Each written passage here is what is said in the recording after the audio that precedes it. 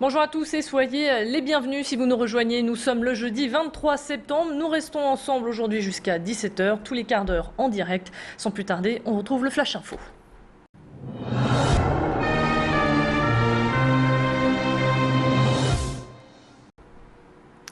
Nouvelle journée de mobilisation contre la réforme des retraites. Le bras de fer continue. Les syndicats redescendent dans la rue pour faire reculer le gouvernement.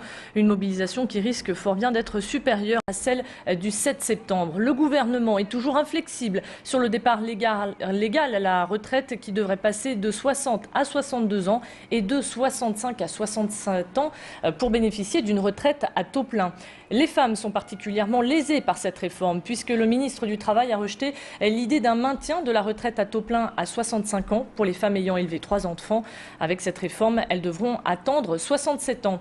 Le texte a été adopté à l'Assemblée nationale. Pour être validé, le Sénat doit encore l'étudier. Il le fera à partir du 5 octobre où quelques amendements seront possibles, notamment sur l'égalité salariale entre les hommes et les femmes, les départs à la retraite anticipés pour les handicapés et les chômeurs âgés. Aujourd'hui, combien seront-ils dans la rue à manifester? Le mouvement pourrait bien être suivi puisque certains élus se joignent à cette manifestation. Invité ce matin sur RTL, Martine Aubry a appelé les Français à une mobilisation massive et a rappelé que le Sénat était prêt à se battre. Avec ces manifestations, les écoles et les transports en commun sont paralysés. Côté transport, la SNCF annonce de fortes perturbations, comptez un TER sur 2, le maintien d'un seul TER-GV, celui d'Arras à Lille, comptez 2 liaisons sur 3 pour la ligne TGV Nord. En revanche, trafic normal pour l'Eurostar et le Thalys. Du côté de chez Transpol, les 2 lignes de métro fonctionnent normalement. Pour le tramway, comptez toutes les 12 minutes entre Lille et le Croisé-la-Roche et toutes les 24 minutes entre le Croisé-la-Roche et Roubaix-Tourcoing. Les bus, eux, circulent à hauteur de 62%. Pour le trafic aérien, même chose. L'aéroport de Lille-Équin est lui aussi fortement paralysé. Les vols sont pour la majeure partie annulés. La compagnie Ryanair, elle, a annulé tous ses vols. À noter que le mouvement de grève court jusqu'à vendredi matin 8 h. Pour tout renseignement, il est préférable de vous rapprocher de votre compagnie aérienne. À Lille, le cortège partira à 14 h 30 depuis la porte de Paris et passera par la Grand Place, la rue Nationale et la place de la République. Bien évidemment, on sera au cœur de la manifestation pour vous faire vivre en direct cet élan de contestation. Les syndicats ont d'ores et déjà annoncé que si le gouvernement restait sourd, ils redescendraient à battre le pavé. On continue toujours avec du social, avec l'entreprise SCA. Il y aurait toujours des discordances au sein des syndicats. Selon la direction, un accord aurait été trouvé avec une forte majorité, mais la décision n'est pas encore entérinée. La situation semble compliquée entre les syndicats qui ne sont pas d'accord entre eux. Je vous rappelle que la société SCA basée à Lincel fermera ses portes en septembre 2011. L'entreprise transférera sa production en Europe de l'Est. Plus de précisions demain sur notre antenne.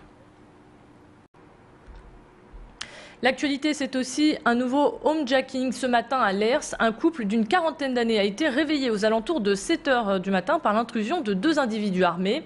Le couple a été ligoté et frappé. Les individus sont repartis avec un butin de 7 000 €. La police de Roubaix enquête sur cette affaire. Du nouveau à présent dans les lettres de menaces envoyées au maire de Roubaix, René Vandierendonck. Souvenez-vous, le maire avait reçu 3 lettres de menaces cet été, des lettres qui contenaient de la poudre et qui étaient signées d'un soi-disant groupe salafiste. Eh bien, après analyse, il s'avère que ces lettres contenaient du poivre. La police continue son enquête pour retrouver l'expéditeur de ces courriers. La famille de Natacha Mougel a été reçue hier par l'Élysée. Un entretien à huis clos avec le chef de l'État, la garde des Sceaux, Michel Alliot-Marie, et le député maire de Marcq-en-Barœul, Bernard Gérard. Eh bien, sachez que ce soir, Bernard Gérard sera l'invité de Mehdi Hariri à 18 h 15. Il reviendra sur ce drame et parlera également d'actualité. À présent, on va parler d'un contrôle de police plutôt original. Hier, lors de l'opération Vitesse en ville, la police s'est positionnée rue Verte à Croix pour distribuer des bons points et non pas des amendes. L'objectif étant de fidéliser les bons conducteurs et surtout de faire de la prévention. Car depuis quelques semaines, vous le savez, l'EDEX est implanté entre Croix et Roubaix et l'axe est très fréquenté par les étudiants. Les conducteurs ont donc reçu un pack comprenant un kit de prévention, une plaquette explicative sur l'alcool au volant. Une initiative de la police, du Conseil général et du maire de Croix, Régis Coche, que l'on va écouter au micro d'Élodie Bernachon. La répression, c'est bien, mais de temps en temps aussi, il faut encourager les bons comportements. Surtout, c'est ce que nous faisons tout au long de l'année avec les élèves de nos écoles.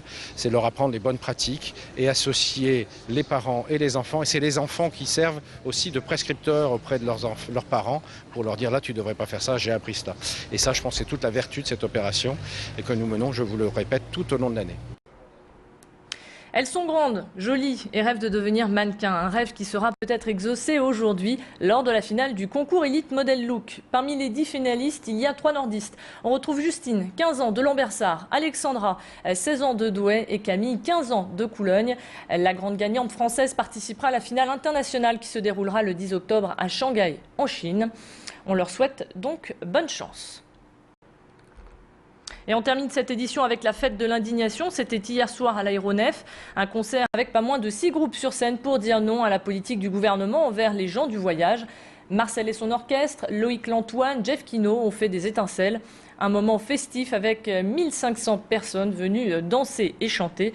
Le public a également eu droit à des stands d'information et à une exposition sur les Roms et les Tziganes. Un concert organisé en 15 jours avec la compagnie du Tirlen. Élodie Bernachon a rencontré le chanteur de Marcel et son orchestre. Il nous parle de sa participation.